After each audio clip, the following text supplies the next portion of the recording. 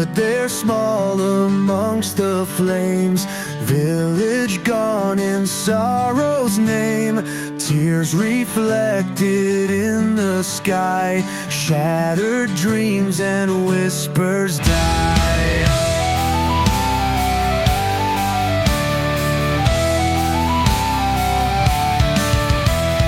Smoke and ashes fill the air, memories lost in deep despair. She clutches dolls of vanished past in chaos where the shadows cast. Embers of yesterday burn the...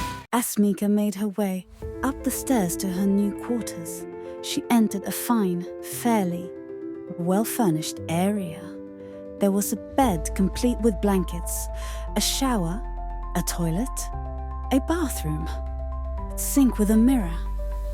Feeling weary and with a number of bruises and scrapes that she's currently trying to rub the soreness out of, she walked over to the bed, sitting down for a moment, questioning where the blankets came from, before deciding that she'd simply ask about it later.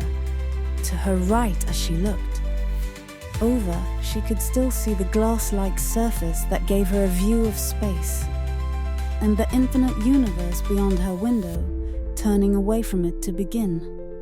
Getting undressed to go to sleep. After removing most of her articles of clothing and placing them on the floor next to the bed, she took special attention to take one object out of her clothing. It was a hair comb, a small delicate one, seeming to be carved from some sort of natural material that had a sapphire-like appearance with other colorful stones adorning it. None of them appeared to be of any true value. In fact, the entire thing looked very low-tech in its construction, as if it were made by hand. Sitting back down on the bed and running the comb through her hair a few times whilst staring down at the floor beside her bed, Mika began to feel her face furrow, tension in the muscles building, as crystal blue tears began to fall from her eyes. And Mika began to cry, starting to press the comb against her chest, as if releasing some tension and energy that she had been holding for a great deal of time, without even bothering to subside the tears first. Mika crawled the rest of the way into bed, pressing her head against the warmth of the pillow, the comb gripped tightly against her chest, and simply went to sleep, just like that, while Nika would wish for a peaceful night's sleep. Unfortunately, what she received was no different from her regular night's sleep.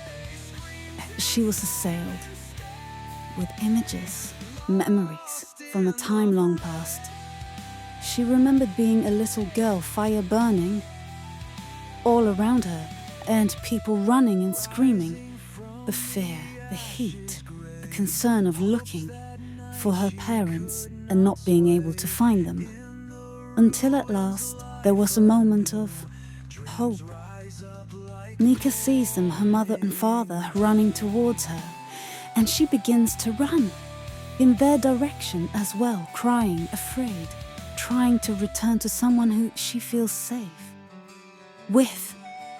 And in that moment of hope, having it all shattered, bright bursts of energy alight through her parents' bodies, scorches of clothing and heat, smoke rising from them as they collapsed to the ground in front of her.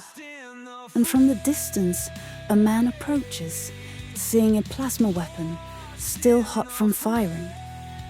Mika no longer even able to cry, simply staring at it as if she can't believe what her eyes are seeing, looking down at her, family in horror, as the man reaches down, grasping several artifacts from them.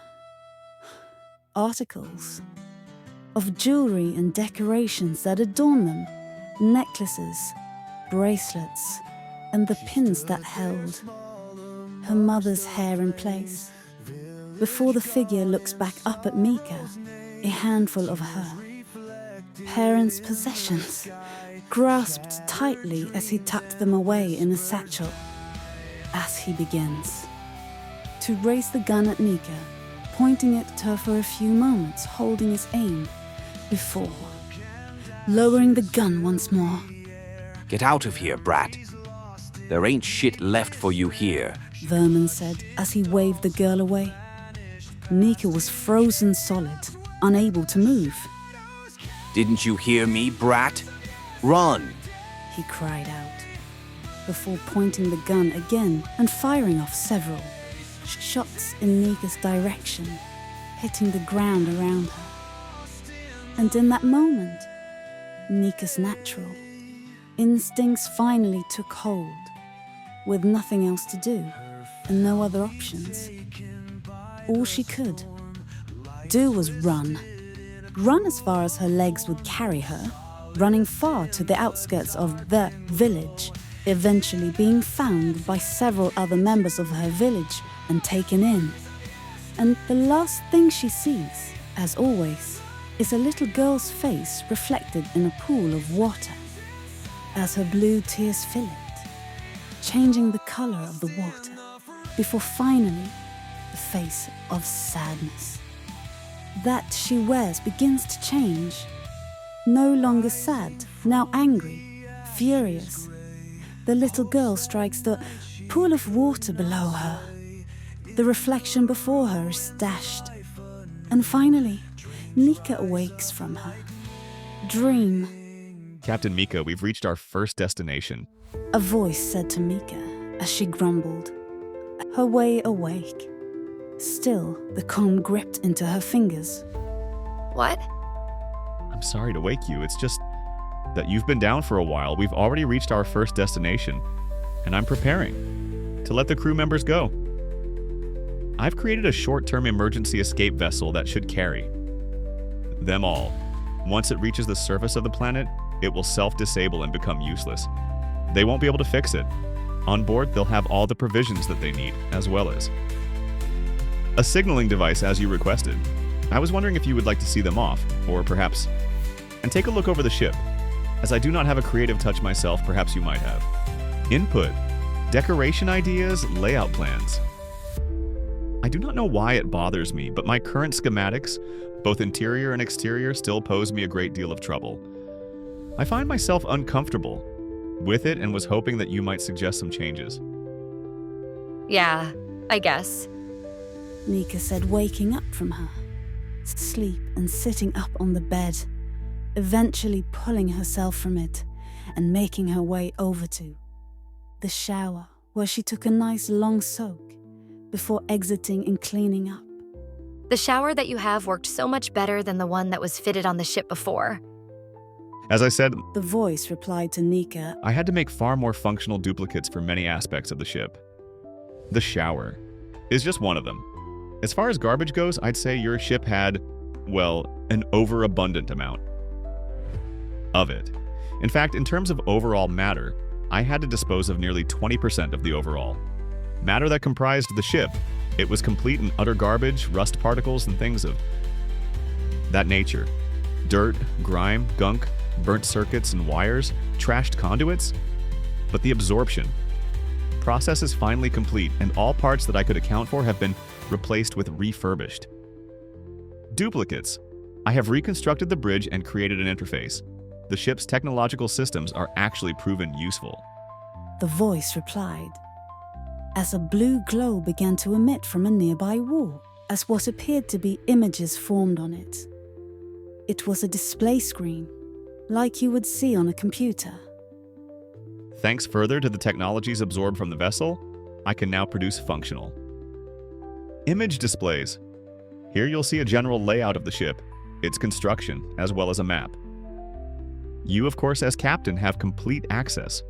All functions, parameters, weapons, defenses, constructions, and arrangements are within your range of control, even if you are not an expert. Ship designer, you may rearrange whatever you wish from this control panel or any control panel. Okay, well, that's cool. Mika said, beginning to clean up her hair and tie it tightly, wrapping it into a bun and placing the small comb that she went to sleep with through it. Well, Mika, day one, as captain, I suppose even if you don't have a crew yet, it's still time for you to make your impression. This universe is a big place, Mika. Leave your footprint on it. She said, staring into the mirrors, concentrating seriously, talking to her own reflection before taking a deep breath and slapping her cheeks a bit and turning around, beginning to make her way towards the stairs that exited the room.